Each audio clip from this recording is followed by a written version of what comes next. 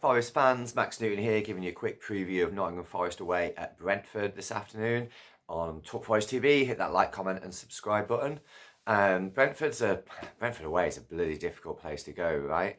I think they've only dropped points on one occasion at home so far this season, which was a 1-1 draw. Every other game they've won. Every other game they've scored bags of goals, and they've scored goals early as well. I think I went 3 games on the trot where they scored within the first 2 or 3 minutes in the Premier League this season. So really, really difficult place to go. It's a small ground, but it's tidy, it's compact, makes a lot of noise, it bounces. And I'd say, apart from the size, it's probably one of the best supported grounds in the Premier League for noise and atmosphere. And I'd say they're danger players. And Buemo, who's rivaling Chris Wood for the Golden Boot. And Wissa, I just like the look of Wissa. I liked him when he first got onto the scene at Brentford, 2 or 3 seasons ago. And I think he's really come into his own this season, as has Buemo since Ivan Toney left. It's one of them where, the big star player that dominates everything goes, and you wonder how they're gonna cope without him. And actually, it allows other players to flourish. I think you saw it with the Chicago Bulls when Michael Jordan left, and all of a sudden they played much better basketball for a season while Jordan was tossing it off playing baseball. And you saw it at Real Madrid when Ronaldo left, and then all of a sudden, what's his face? The striker whose name begins with B, scored like 30-odd goals, and down a few levels. I think you've seen at Brentford where Tony's left and other players are stepping up to the plate and really flourishing. But nothing to be afraid of. We went to Liverpool, we got a win. First win in 40 years. We went to Manchester United, we got a win. First win in 34 years. We've taken draws away at Brighton and Chelsea. Everybody's now saying Chelsea are the best team in the Premier League. Well, we had a great 2-2 draw with Chelsea, and their keeper made a wonder save from Jota Silva and from Nico Williams in the last 10 minutes.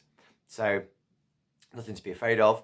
Obviously take great heart from fantastic comeback win, incredible comeback win at home to Villa last week, where I thought it was a cagey first half, first 60 minutes really, where both teams, everybody was saying Villa were going to play with the high line. They didn't play with the high line at all. They sat back, Forest sat back, and they eyed each other up, didn't they? And nobody wanted to overcommit and push on too high and then leave themselves caught out at the back.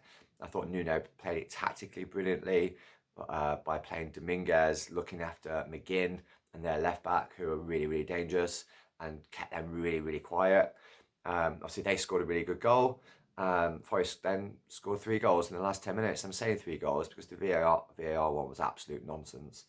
And quite frankly, whether it is offside or onside, if it takes 4 minutes to decide whether somebody's offside or onside, then quite frankly, the technology is not ready for Premier League football or for football, and that's a massive reason that it just needs to get in the bin and needs to be got rid of. I was watching the Liverpool game earlier in the day. It took them 4 minutes to decide whether the player was offside or onside before Robertson was sent off. And I'm watching the telly and I'm listening to the radio and the comment and like you're looking and going, well, it's clearly onside. It was clearly, I can see it. I can see it with my eyes on the replays, and yet it still takes another 2 or 3 minutes. So it's absolutely ridiculous. And I think Nuno went for it, didn't he? He basically took off our midfield and put on wingers. We had 3 wingers on, who were all brilliant. Alanga, was fantastic when he came on. Super pleased for him that he got the winning goal. I thought Anderson could have been man of the match. Morgan Gibbs-White could have been in the man of the match. Defenders, fantastic. I thought Callum Hudson-Odoi was brilliant all game, and he's playing really, really well at the moment. But Milenkovic, what a player! Brilliant at the back, organises at the back, and he's an absolute beast, isn't he? Absolute beast. You see when he's hugging Morgan Gibbs-White after the goal. How do you stop him? So yeah, let's take that into this next game. And we'll have Thomas Frank whining and moaning about XG and all that sort of nonsense statistics at the end of the game. They'll have had probably 75% possession. XG will be through the roof, and we'll beat them 2-0 with goals from Elliot Anderson getting his first goal, Callum Hudson-Odoi getting a trademark cut in and bang it in the back of the net. I think the Forest side, I think the back four, I think probably stay the same. I think Nico, Murillo, Milenkovic, Ola Aina.